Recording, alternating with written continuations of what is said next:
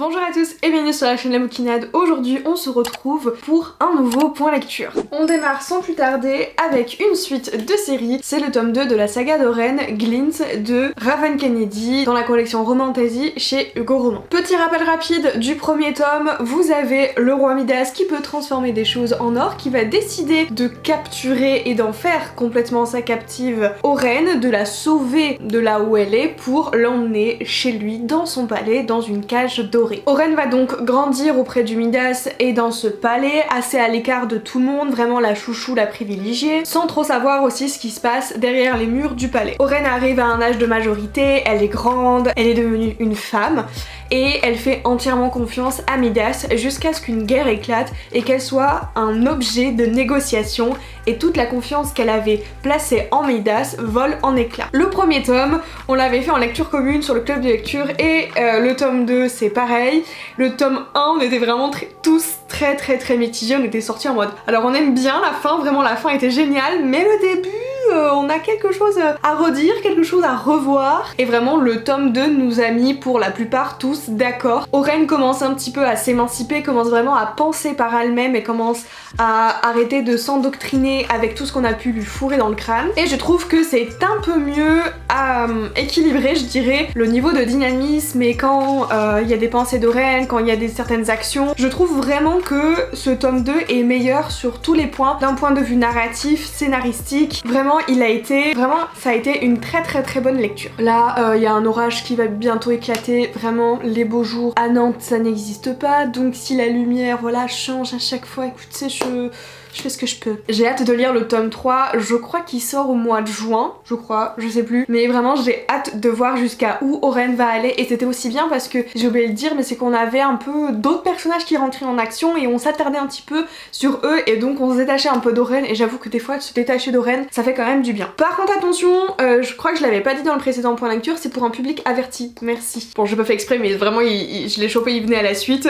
Autre livre qu'on a lu en lecture commune, il s'agit du goût de nos rêves de Emma Green aux éditions Addictive. C'est le deuxième Emma Green que je lis. Alors déjà on va dire les choses telles qu'elles sont. Je l'ai un peu moins apprécié par rapport à La vie en vrai. La vie en vrai que je place au-dessus. C'est pas des coups de cœur mais vraiment on passe de très bonnes lectures et vu que c'est bien écrit, il y a une espèce de fluidité et tu te fais happer et emporter par les autrices, c'est assez remarquable, vraiment je dois le saluer. Ici nous sommes dans une coloc à Paris, dans le quartier de Bastille. Olympe et Salomé sont deux filles qui ont eu plusieurs tumultes avec leur famille respectives et elles se sont retrouvées toutes les deux dans cette coloc et elles avancent toutes les deux main dans la main, que ce soit au niveau de leur taf, que ce soit au niveau de leur crush, enfin vraiment dans tous les aspects de la vie, elles avancent toutes les deux et elles s'entraident à chaque nouvelle étape. Salomé a un frère, ce frère vient de redébarquer dans sa vie, il s'appelle Simon, il est parti très loin d'elle et de leur mère qui est également elle partie mais aux cieux et elle s'est retrouvée vraiment toute seule, complètement isolée et c'est là qu'elle a rencontré Olympe.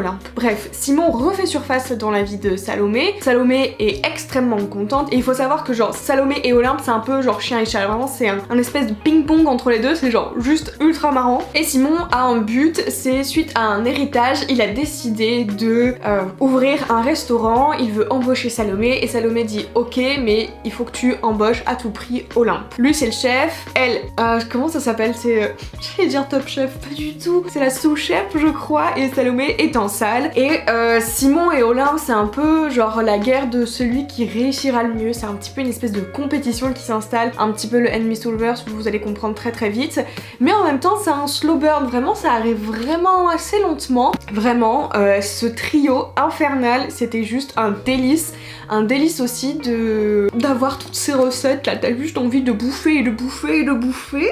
D'habitude je suis un petit peu réticente quand c'est des livres qui parlent, enfin qui font des allusions à des plats, à de la cuisine etc, je sais pas, c'est un truc qui m'emballe pas tellement et au début j'avais un peu peur et je me disais ouais mais le résumé a l'air chouette, ça peut grave être un livre good vibe etc, bon oui c'est le cas et en fait non ça m'a pas du tout dérangé et effectivement ça m'a donné envie de manger, je sais pas forcément si c'est bien dans mon rééquilibrage mais j'avais juste envie de manger. Je sais pas comment elles se découpent le travail les deux autrices parce que oui c'est deux autrices si jamais vous ne le saviez pas, mais j'ai pas ressenti de différence parce que je sais que dans La vie en vrai, je cherchais aussi s'il y avait une différence au niveau de l'écriture, si j'arrivais à savoir qui avait écrit quoi, et pour le coup je confirme, avec ce deuxième livre que j'ai pu lire, je vois pas vraiment, enfin, ce travail à 4 mains est pour moi hyper bien fait. Bon après ça fait des années qu'elles travaillent ensemble hein, évidemment, mais vraiment je m'attendais plus peut-être à avoir, je sais pas comment dire, des différences entre tel ou tel personnage en me disant que telle autrice avait plus mis du sien ou avait plus pris le dessus, enfin bref, je n'ai pas du tout ressenti de décalage et j'ai adoré parce que du coup on a une alternance de points de vue entre Olympe et Simon et vraiment l'alternance des points de vue c'est ce qui me fait lire des livres 3 fois plus vite. J'adore ça, je sais pas comment expliquer mais il y a une espèce de curiosité qui s'installe pour le lecteur et vraiment c'est ce que j'ai eu et je suis très contente de l'avoir lu. Je sais pas encore quel Emma Green je vais lire, je pense que je vais complètement demander aux autrices lequel elles me conseilleraient, mais un livre pour pas se prendre la tête et un livre pour faire du bien, Emma Green, ça c'est clair que maintenant je sais où aller. Bon on est toujours dans la romance, hein, c'est pas fait exprès mais je crois que j'avais dit dans un post Instagram, oui ce serait un peu plus varié ce point lecture. Je sais pas. Je ne crois pas madame. Bon là pour ceux qui me suivent sur TikTok, vous avez vu mon magnifique jeu d'actrice The Spanish Love Deception de Elena Armas aux éditions J'ai lu. Là c'est pareil, faut vraiment le prendre en mode pas second degré mais avec un peu de recul. C'est un livre qui va être quand même bourré de clichés, c'est un slow burn, vraiment très slow burn. C'est genre très romantique, vraiment on peut avoir des trucs un peu niais et tout mais c'est le genre de livre à la guimauve là qui te fait du bien, vraiment le livre bonbon, le livre sucré, genre le livre tape de chevet. Ici nous avons Catalina Martin qui est une jeune femme qui a eu une grosse déception amoureuse et depuis elle n'arrive pas à se relever. Suite à cette grosse déception amoureuse, elle a pas trop réussi à retrouver quelqu'un. Elle se concentre vraiment très fort sur son travail et en discutant au boulot avec des collègues, elle va leur dire qu'elle a menti à sa famille et qu'elle a dit à sa famille qu'elle viendrait avec son petit copain américain puisque sa famille en fait est espagnole. Catalina, je pense qu'on a compris, Spanish on a compris, mais au cas où vous aviez pas compris je précise. Donc ce petit ami n'existe pas et qui va entendre la conversation? Le collègue qu'elle n'apprécie pas, Aaron. Je vous le donne dans le mille, hein. Il va aller au mariage avec elle, faux petit ami, fake dating, slow burn, un petit enemies to lovers. J'ai vu quand même des chroniques assez qui rentraient vraiment dans l'art de ce bouquin. Oui, il y a des clichés, oui, il y a des moments où c'est genre niais. Mais alors pour le coup, moi qui aime pas le niais, j'étais en mode ok, j'aime bien, ça me fait rigoler. Par contre c'est vrai qu'il y a quelques surnoms qui sont un petit peu... Et puis il y a un autre truc qui m'a dérangé. La fille qui dit non, il y a rien qui m'a dérangé, puis elle commence à les énumérer. Mais il y a eu beaucoup de remarques sur les pectoraux du monsieur. Beaucoup trop. J'avais l'impression qu'elle ne voyait que ça. J'ai hâte qu'un jour on me fasse une description sur un personnage masculin et qu'on me dise pas qu'il est super musclé et que c'est ce qui attire toutes les nanas. Parce que je sais pas vous mais il y a autre chose hein que des muscles. Vraiment c'est juste lassant, c'est non... Dans, je sais pas, dans la vraie vie, tu fais pas oh my god, il a des muscles, je vais lui sauter dessus. Non, non, personne fait ça. Enfin, peut-être la jante masculine envers la jante féminine, pointe du doigt une nana et la harcèle dans la rue, ça oui, ça arrive, hein. Ça ne devrait pas arriver d'ailleurs, mais juste on arrête, on met pas des bouts de viande. Mais sinon je l'ai quand même bien aimé. Encore une fois c'est pas un coup de cœur, ça se lit super vite. Vraiment si vous avez envie un peu de changer, si vous lisez quand même comme moi pas mal de dystopie, pas mal de SF ou de fantasy, c'est le genre de livre un peu transition de deux grosses lectures qui passe très bien. On poursuit toujours avec de la romance mais avec mon incontournable, Morgane Moncomble, l'As de cœur. Donc c'est le premier tome, enfin il y a l'As de pique, pas vraiment, si c'est un deuxième tome, je sais pas comment le dire. Dans ce roman, on va retrouver deux personnages, Rose et Lévi, qui a priori n'ont rien en commun. Rose a un don assez particulier, c'est qu'elle arrive à voir quand les gens mentent, ce qui peut être très pratique dans une partie de poker pour voir qui bluffe. Et pour l'aider à éliminer son adversaire, il va embaucher, oui, il va embaucher Rose comme détecteur de mensonges. Et il se pourrait bien que notre Lévi soit un petit peu distrait par l'attirance qu'il ressent pour Rose. Voilà commence l'histoire de Morgane Moncomble. Je suis un peu mitigée sur cette lecture. J'ai passé effectivement un bon moment, mais j'ai quand même un peu traîné le roman en longueur. J'ai bien aimé l'alchimie entre les personnages, mais c'était pas le coup de cœur que j'avais eu pour Falling in Love de Morgane Moncomble. Falling in Love, Falling Again. Et je m'attendais à avoir un énorme crush sur ce roman. Je sais que mon amie Elise l'avait énormément aimé. C'est évidemment bien écrit, ça se ressent vraiment que là, Morgane, c'est bon. Ça fait plus d'un roman qu'elle publie, elle commence vraiment à avoir l'habitude, etc. Mais j'ai t'es pas non plus embarqué. Alors est-ce que c'était à cause du poker? Est-ce que c'était à cause du personnage de Lévi ou Rose? Je sais pas où situer, mais il y avait quelque chose qui a fait que j'ai traîné le roman en longueur. Pourtant il se passait rien de particulier à ce moment-là de ma vie, mais c'était pas aussi addictif. J'espère que avec l'as de pique, avec les personnages qu'on va avoir, je vais plus apprécier. Je pense que j'apprécierai plus. Et je remarque que quand c'est des duologies comme ça de Morgane,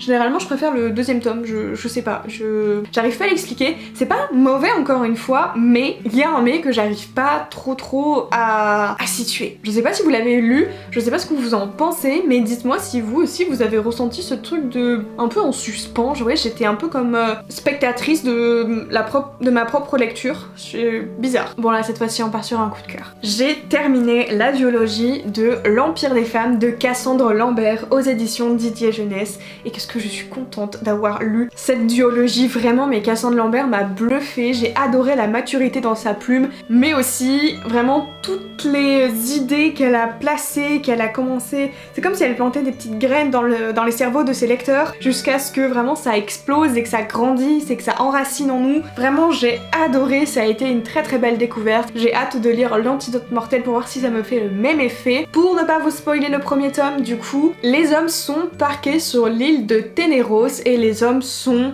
soumis aux femmes. Les femmes détiennent le pouvoir, détiennent les armes, détiennent la force, c'est elles qui gouvernent, c'est elles qui imposent. Les femmes peuvent avoir plusieurs maris, donc peuvent avoir plusieurs pères, et vraiment elles les possèdent. Il y a des hommes qui se font traîner en laisse. J'avoue que ça m'a perturbée. Et Adona fait partie de ces filles très bien nées, très bien placées. Vraiment, elle, c'est le top du top. Et à chaque année, à Saint-Pienza, donc c'est là où vivent les femmes, un tournoi est organisé pour sélectionner les futurs pères qui s'affronteront. Et suite à ça, les futures mères, du coup, pourront posséder les gagnants du tournoi. Chaque future mère va devoir, du coup, choisir son futur mari. Adona est obligée de s'y soumettre conformément aux lois, et elle est pas trop d'accord avec ce qui se passe. Ce chat va me rendre folle. Elle va rencontrer Hélios, elle va pas forcément s'éprendre de lui, mais en tout cas elle va tout faire pour lui sauver la vie. Et donc c'est la suite dans ce deuxième tome. J'ai vraiment adoré. C'était vraiment une duologie avec tout ce que j'attendais, avec du dynamisme, avec du complot,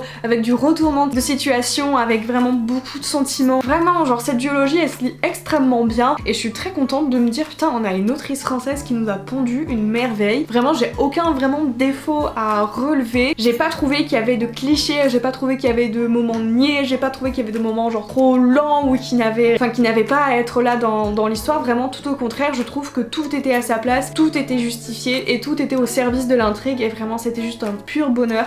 Vraiment merci Cassandre Lambert de nous avoir pondu une telle merveille, et j'espère qu'elle va continuer à nous écrire des histoires tout aussi bien. Vraiment très gros coup de cœur, L'Empire des femmes. Ok, on arrive enfin au dernier livre de ce point lecture. Il s'agit du Portrait de Dorian Gray de Oscar Wilde. Donc moi j'ai cette version. Il y a aussi Salomé, mais j'ai pas lu encore Salomé. Alors comment vous dire, au début j'étais très dubitative. J'ai vraiment passé, je pense, le premier quart de l'histoire en me disant est-ce que je continue, je me fais un petit peu chier. Et en même temps j'avais envie de lire un peu de classique, j'avais envie un petit peu de lire d'autres choses que mes New Romance, que mes contemporains, que mes YA. Et c'est une histoire qui m'avait toujours donné très envie. Donc je me suis dit non, allez, on s'accroche, il y a peut-être un truc qui va nous procurer, vraiment je parle de moi à la première personne du pluriel, il y a peut-être un truc qui va me procurer un déclic et je vais accrocher. Dorian Gray, c'est l'histoire d'un personnage qui s'appelle Dorian Gray qui décide de poser pour son ami artiste. Quand son ami du coup finit de peindre son portrait, Dorian se découvre et il est obsédé par l'image qu'il renvoie. Il se trouve vraiment très beau, il est vraiment fasciné, obnubilé par la beauté qu'il voit sur ce portrait, et à tel point qu'il va commencer à ressentir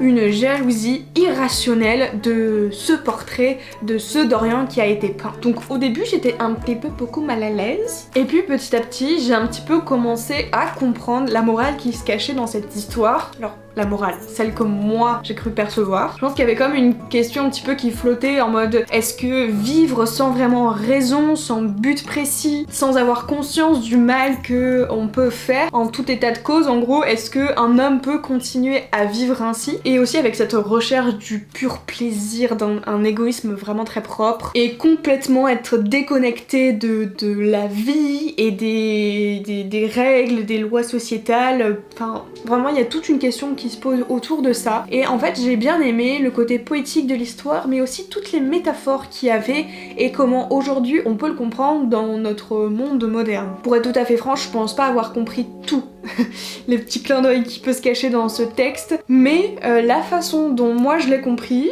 j'ai bien aimé. Je sais pas si aujourd'hui dans les classiques je le placerai forcément dans mes coups de cœur, mais c'est quand même une très belle lecture. C'est le genre de lecture vraiment qui te fait réfléchir.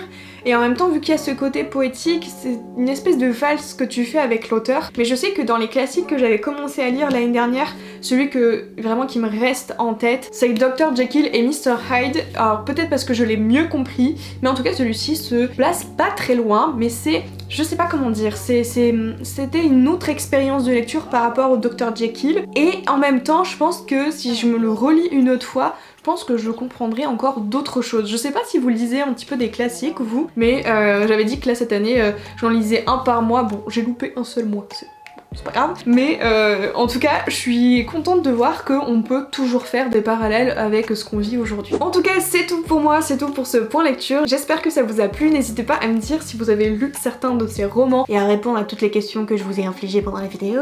J'avoue que ça, je le fais pas souvent, mais on m'a dit que ce serait bien que je commence à le faire, donc je suis un petit peu gênée, mais faut pas... Mais apparemment, tout bon youtubeur ou youtubeuse se doit de le faire. Je le fais une fois, si jamais j'arrive plus à le faire, bah, vous comprendrez que je suis pas à l'aise avec le truc. N'hésitez pas à liker, commenter, partager cette vidéo. Si vous n'êtes pas déjà abonné, pourquoi pas faire un abonnement en plus pour ma chaîne. Et sur ce, moi je vous souhaite de bonnes lectures et on se retrouve dans une prochaine vidéo. Bye!